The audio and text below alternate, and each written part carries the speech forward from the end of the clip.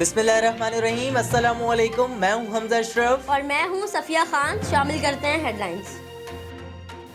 کراچی کے مختلف علاقوں میں کرونا وائرس کو لے کر بے بنیاد خبریں گردش کرنے لگی۔ عوام کو مطلع کیا جاتا ہے ایسی کسی بھی سنسنی کو پھیلانے سے گریز کریں۔ مرتضی وہاب کے ریمارکس۔ ذرائع کے مطابق Shah Faisal Colony Khurshid Girls College قرنطینہ سینٹر میں لائے گئے لوگ کرونا پیشنٹس نہیں۔ گلگت سے تعلق رکھنے والے افراد اپنے آبائی علاقوں میں واپس جانا چاہتے تھے۔ حکومت نے ذمہ داری کا مظاہرہ کرتے ہوئے تمام لوگوں کے کرونا ٹیسٹ کرنے کا فیصلہ کیا۔ حصول علم اور روزگار کے لیے کراچی میں رہنے والے افراد کی ٹیسٹ رپورٹس آنے کے بعد آبائی علاقوں میں روانہ کیا جائے گا۔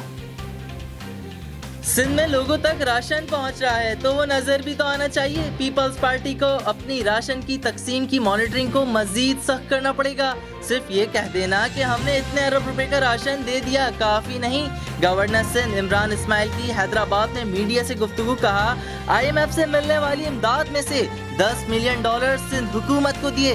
وفاقی حکومت سندھ حکومت کے ساتھ مکمل رابطے میں ہے۔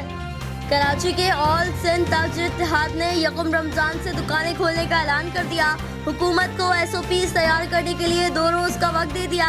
جیل بھرو تحریک اور گرفتاریاں دینے کا بھی اعلان۔ دوسری طرف کمشنر کراچی کا بغیر اجازت کاروبار شروع کرنے والوں کے خلاف کارروائی کا اعلان۔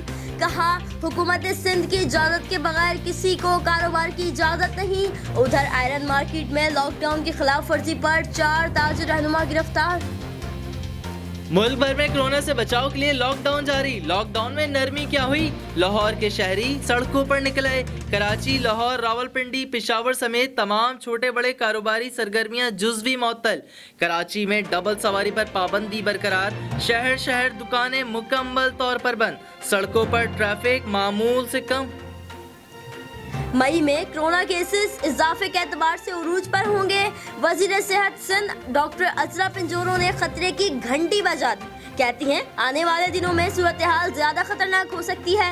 لاک ڈاؤن میں رعایت دی تو تعداد زیادہ بڑھ سکتی ہے۔ وزیر اعلیٰ سندھ مراد علی شاہ نے ویڈیو پیغام میں کہا سندھ میں آج مقامی ٹرانسمیشن کے 320 کیسز رپورٹ ہوئے۔ سب کو اپنی آنکھیں کھولنی ہوں گی۔ لاک ڈاؤن کی چھتری کو ہر صورت سنبھالنا ہوگا۔ ترکی کا کرونا وائرس کے خلاف جنگ کے لیے حفاظتی سامان پاکستان کو عطیہ۔ ترجمان NDMA کے مطابق ترک ایئر لائن کا جہاز سامان لے کر اسلام آباد ایئرپورٹ پہنچ گیا۔ حفاظتی سامان میں 20,000 N95 ماسک اور 18,500 گاؤن بھی شامل ہیں۔ فی الوقت اتنا ہی۔ مزید خبروں اور اپڈیٹس کے لیے وزٹ کریں ہماری ویب سائٹ CSNlive.tv۔ اس کے علاوہ آپ ہمیں فیس بک اور ٹویٹر پر بھی جوائن کر سکتے ہیں۔ دیکھتے رہیے CSN۔